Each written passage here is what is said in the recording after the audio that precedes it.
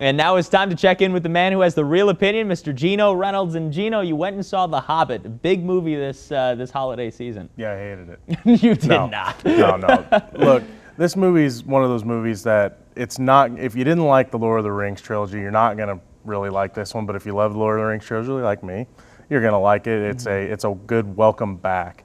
Ian McKellen is great, still as Gandalf. Andy Serkis is still outstanding as Gollum.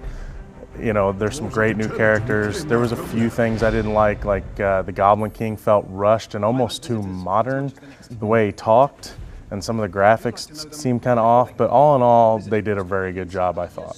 I know some detractors might say this is just another movie where there's a lot of walking, you know, but that's kind of.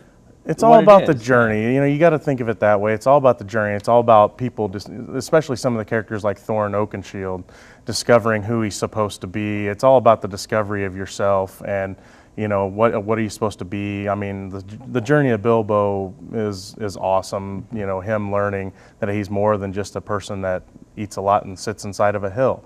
You know, he's going to be big in the universe of Middle-earth. So the journey is one thing. I mean, come on, if they flew on the birds the whole way, nothing would happen, and you wouldn't have a book. Yeah. And you wouldn't have a movie. Exactly. So just for anybody who doesn't know, The Hobbit itself is the prequel to The Lord of the Rings. In this particular movie, it's going to be a trilogy, the Hobbit trilogy. Correct. So this, I felt, was more of like the setup for the setup to The Lord of the Rings. Well, what I liked about this, The Hobbit, they didn't do a lot of the Lord of the Rings stuff. I mean, you know, the ring in The Hobbit was just a magic ring. And of course, then you find out in Lord of the Rings that it's much more and it's evil and everything else. But what I like what they're doing with this is they're adding some more things that will link it to Lord of the Rings. You're getting to see what some of the other characters were doing. Like Gandalf in The Hobbit, the book, he disappears a lot and you don't know where he went.